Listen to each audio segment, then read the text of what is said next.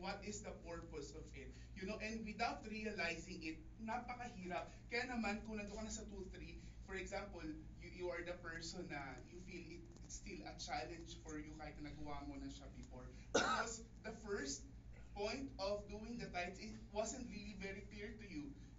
And I hope and pray that in the future, it will be para sa bawat isa. Ang pinaka-starting point para sa akin is that knowing that God owns everything in this world. Amen. Amen. That is, I think, that's the very best, kumbaga, premise to it. When He created Adam and Eve, pinrovide niya muna the resources. He created first all the resources na kakailanganin nila. So knowing that God owns everything, that's your good starting point. Tayo, ang mga bahay natin, sa may mga bahay na dito, di ba? Tayo bang may-ari niyan? In this world, kumbaga sa papel, oo, no? Pero, ang pinaka-may-ari niyan, sino? Ang Panginoon. Yung mga cellphone natin, do we own our cellphones? Okay, kumbaga in a simplest form, sabihin na natin, ito yung mga possessions ko or anything. God forbid, for example, di ba, we tend to put our security sa maraming bagay, sa bangko, sa mga insurance. One day, magsara ang bangko, wala ka ng wealth. It's so unstable. Magsarado ang insurance, God forbid, wala ka na rin. Ang talento mo na ginagamit, for example, you are a painter, no? Napuhunan mo ay ang iyong mga kamay. Kung maputol yan, paano na? God is the owner of everything because He is the God who provide us, who give us the talents, the capacity, the skills na magawa natin yun. We were able to buy a house, we were able to possess something because He first gave us itong mga talento na to. At pag ito ay kinuha sa atin, hindi na natin siya magkakaroon tayo ng kapangyarihan, ng kakayahan na para makamit yun. So ngayon, di ba? God owns everything. He owns everything. At tayo, we are the stewards. Tayong nangangalaga doon sa ownership ng Panginoon.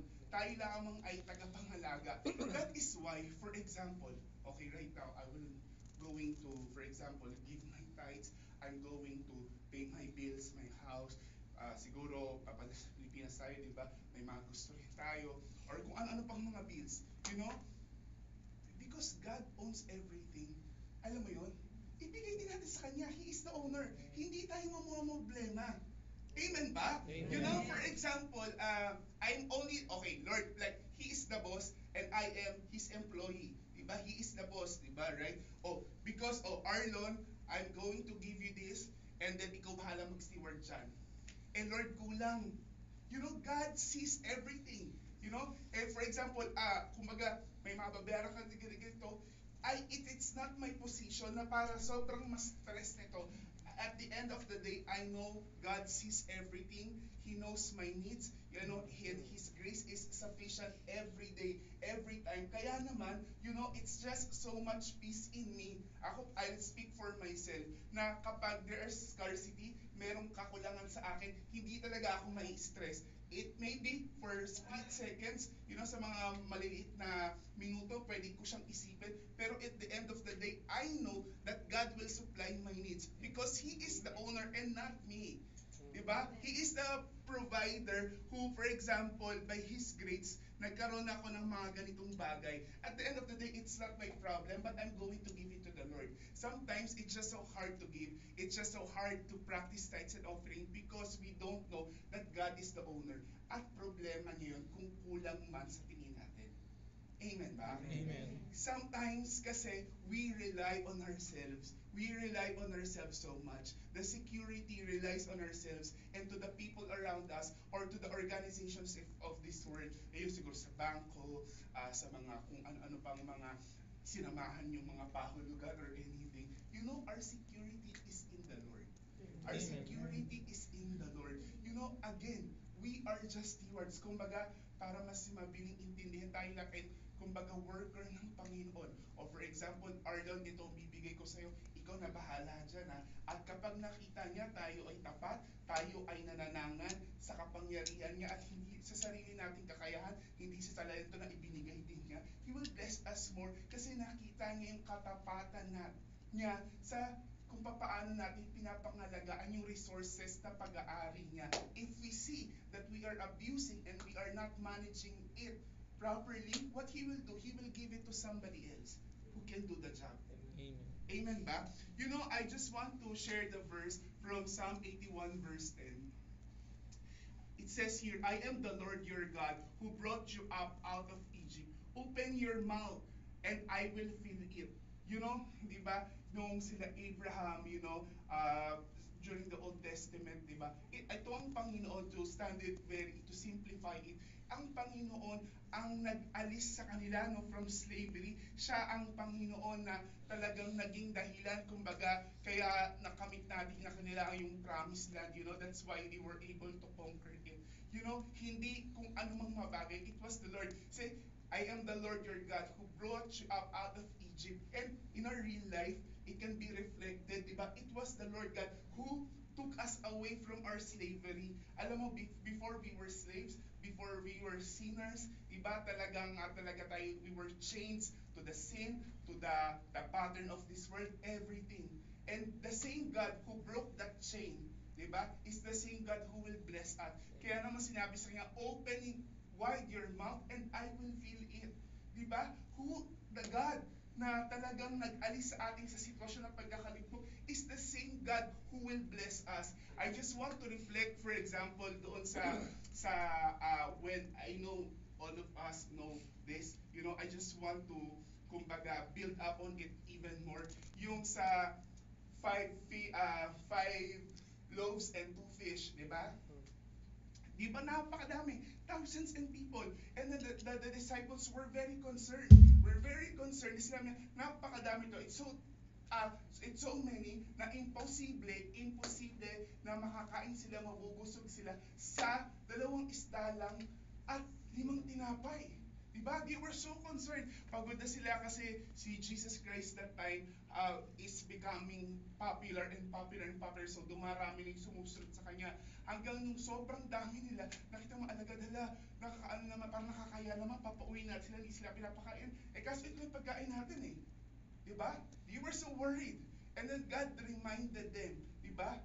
Na siya ang bahala. Anong ginawa niya? Minultiply niya lahat yun. Nakakain na lahat, busog pa. Hindi ko alam, siguro yung iba nag-Sharon pa. Diba? Napakadami. And just like our lives, you know? Kumbaga, our problems, our financial problems is just so overwhelming. And what we do, we focus on our abilities rather than giving it to the Lord. Kasi siya naman talaga magpo-provide dun eh. So, you know, if that problem or your circumstance really prohibits you or kumbaga chains you, dapat bigay sa Panginoon, you know what? Give it to the Lord because He's the owner of everything. Amen. You know, He is the owner of everything. Abraham, you know, he was waiting for a son. You know, napakatanda na ng asawa niya, 99 nung nagkaroon na silang anak. Diba? Dumating yung panahon na binigyan ng Panginoon anak niya. Ang sinabi ng Panginoon sa kanya, ialay mo ang anak mo sa akin. Ba? Meaning, mamamatay yung anak niya, ibigay mo siya sa akin. What Abraham did? But with all the trust niya sa Panginoon, kahit alam niyang mawawala ang anak niya na matagal niyang pinalangin, matagal niyang hiningi sa Panginoon, binigay niya. Diba? Yung anong pangalan ng anak Abraham na yun? Si Isaac, siya pa yung mahidala ng mga gato para iaano sa kanya, para sunugin siya. Tapos Abraham, siya rin magdala. Pero parang Isaac, anong ginawa ng Panginoon? Abraham, diba? Tinest lang siya ng Panginoon kung gaano siya katiwala. So even though yung greatest precious natin, pag masyado nang pinanghahawakan natin yun, there will be time we will be tested. And if you fail that test, hindi natin malalaman. Pero si Abraham, he was so confident with the Lord. Binigay niya sa Panginoon. Ano nang ginawa niya? Diba? Hindi namatay si Abraham. Ay, si Isaac. Diba? So that's the journey of our faith, you know? And that journey of our faith includes in our finances. It's just so hard.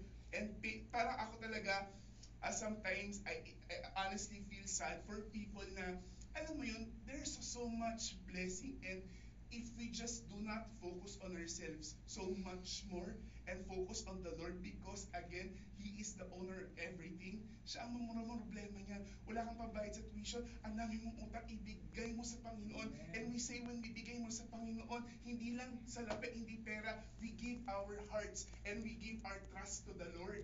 You know, it's not about money. It's not about the amount. We have to be always remember na kumbaga, ang puso natin, there's an invisible strings sa ating mga wallets, you know? Di ba, there's a verse that, for where your treasure is, there your heart will be also.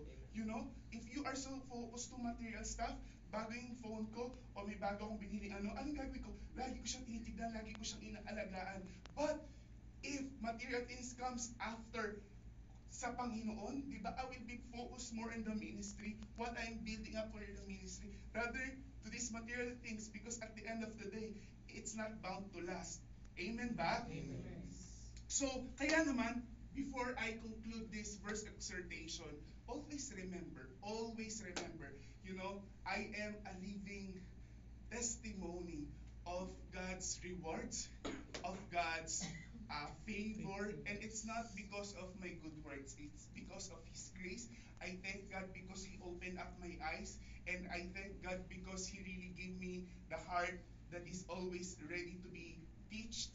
You know, ang gusto ko lang lagi niyong maintindihan, start from the basic. God owns everything. When we receive something, Lord, thank you. Amen. You know, it's not because magaling ako. This could be for somebody else. Hindi ako yung pinakamagaling, hindi ako yung pinakaganito or something, di ba? Alam mo, hindi ikaw yung pinaka nasa pinaka, pero pinili ka ng Panginoon. Why He chose you? Because He trusts you, di ba? Pinili ka niya na maging steward. So, as the owner, you always give it to Him. We are only stewards of this world, and God is the ultimate owner, and He will always deliver, and He will always bring us through. Amen. God bless everyone. Tayo na po muna.